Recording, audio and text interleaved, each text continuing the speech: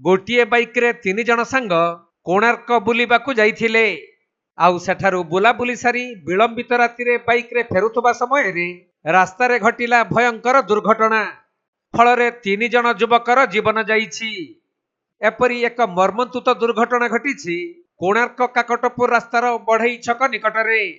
Bike दुर्घटना एते भयंकर थिला जे 2 जन युवकर घटनास्थल रे ही मृत्यु होइथिला। आउ अन्य जनकू मेडिकल निया जाउथबा बाटरे मृत्यु होइथिला।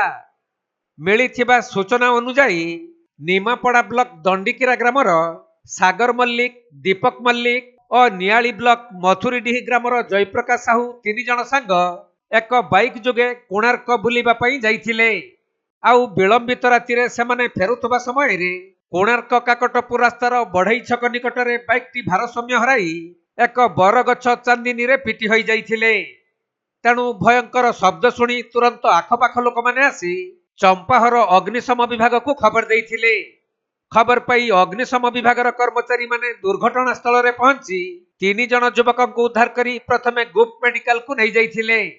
हेले सेठारे डाक्तर 2 जन को मृत घोषणा करिबा परे अन्य जन को अति संकटापन्न अवस्था रे भुवनेश्वर मेडिकल को निया जाउथबा बाटरे तांकर मृत्यु होइथिला। तबे सागर मल्लिक और दीपक मल्लिक 2 भाई होइथिबा बेले अन्य जने जयप्रकाश साहू बोली चंपाहर अग्निशम विभाग पक्षरु सूचना दिया जाइछि। परे दुर्घटना संपर्क रे खबर पाई कोणार्क पुलिस पहुंची बाइक और शव को जबत करी तदंत चलाइछंती।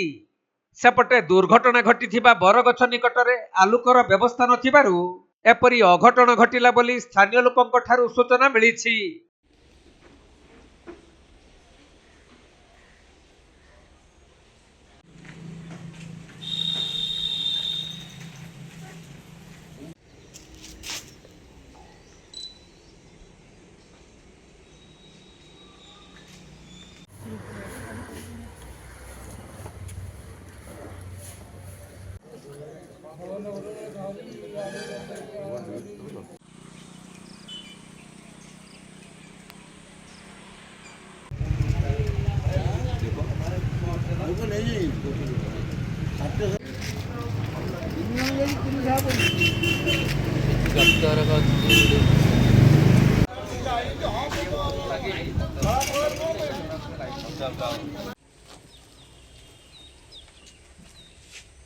पुरी जिला निमापड़ारू प्रशांत कुमार साहू रिपोर्ट, कोणार्क लाइव।